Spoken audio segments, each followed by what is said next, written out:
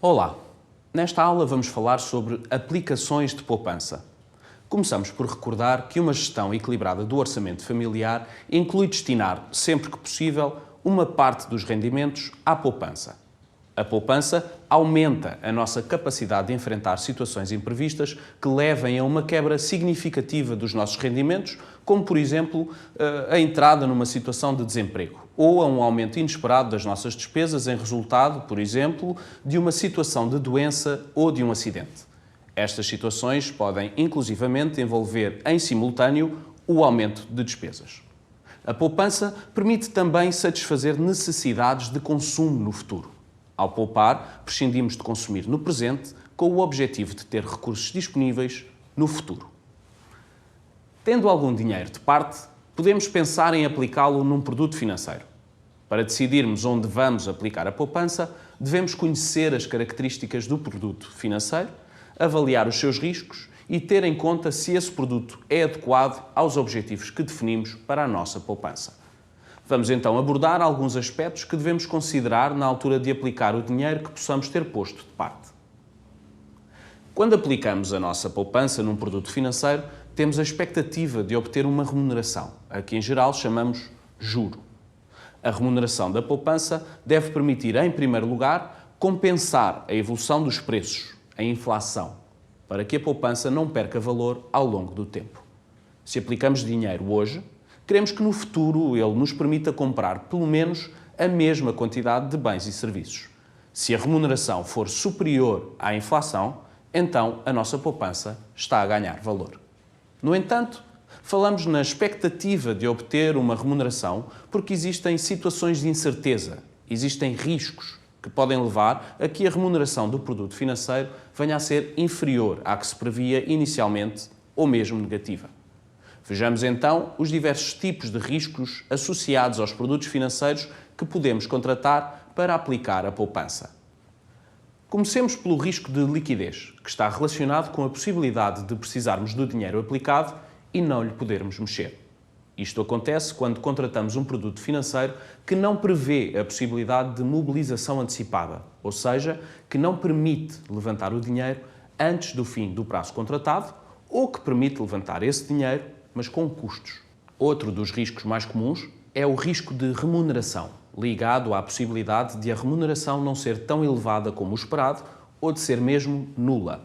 Este risco existe para produtos em que a remuneração é variável, por exemplo, nos depósitos com taxa de juros variável, dependente da Euribor, ou nas obrigações que pagam um cupão, uma remuneração variável. Adicionalmente, temos risco de capital quando existe a possibilidade de perdermos parte ou toda a poupança aplicada no produto financeiro, o que equivale a dizer que a remuneração é negativa. O risco de capital não existe nos depósitos, mas existe em produtos financeiros como as ações e os fundos de investimento que não garantem o capital inicialmente aplicado. Na aplicação da poupança em produtos financeiros, existe também o risco de crédito, associado à possibilidade de falência ou insolvência da entidade junto da qual a poupança foi aplicada. Nestas situações, a entidade deixa de ter capacidade para reembolsar todo ou parte do capital aplicado. No caso dos depósitos, o risco de insolvência da instituição de crédito está coberto pelo Fundo de Garantia de Depósitos, até 100 mil euros por depositante. Outro risco que podemos encontrar nos produtos financeiros é o risco cambial presente nas aplicações em moeda estrangeira, em que podemos perder algum dinheiro no momento da conversão para a moeda nacional. No fundo, importa aqui reter que a avaliação dos vários tipos de riscos é importante na escolha dos produtos em que aplicamos a nossa poupança e que os produtos financeiros em que a expectativa de remuneração é mais elevada têm normalmente associada uma maior incerteza. Ou seja, a remuneração está exposta a mais riscos. Descritos os principais riscos e cientes de que são um dos fatores decisivos na escolha dos produtos em que aplicamos o nosso dinheiro, devemos também ter em conta alguns princípios básicos da aplicação da poupança. Em primeiro lugar, é importante conhecer as características dos produtos financeiros e avaliar os seus riscos antes de escolhermos o produto em que vamos aplicar a nossa poupança. Depois, há que acompanhar o comportamento do produto ao longo do tempo e compará-lo com o de alternativas disponíveis no mercado. É importante ponderar a diversificação das aplicações em produtos financeiros, não colocando toda a poupança num único produto para evitar pôr em risco a poupança do agregado familiar. Há ainda que escolher os produtos financeiros adequados aos objetivos da poupança. Por exemplo, se a poupança tem como objetivo fazer face a imprevistos, não devemos colocá-la num produto com um prazo longo e que não permita a mobilização antecipada do dinheiro. Depois dos riscos e dos princípios básicos da poupança, vamos ver agora que tipo de produtos financeiros é que podemos aplicar à nossa poupança. Há os depósitos a prazo, em que o dinheiro é entregue a uma instituição de crédito que fica obrigada a devolver esse mesmo dinheiro e a pagar uma remuneração, os juros, no final de um determinado prazo.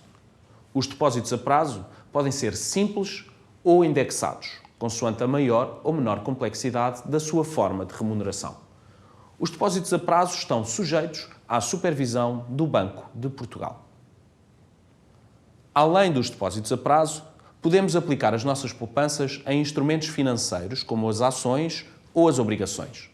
As ações são frações do capital social de uma sociedade anónima. As obrigações são títulos de dívida emitidos por uma entidade, como uma empresa, uma instituição de crédito ou até o próprio Estado.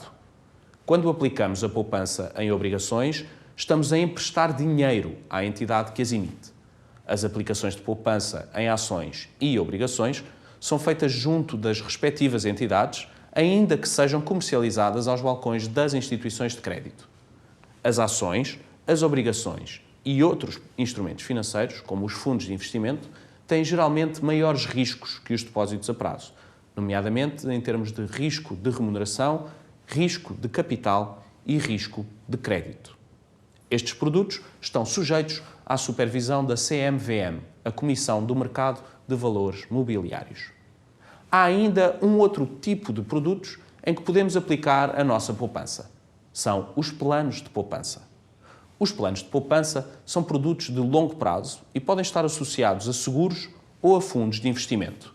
Há planos de poupança que visam guardar dinheiro para despesas com a educação, os planos de poupança e educação, ou para a reforma, os PPR, planos de poupança reforma.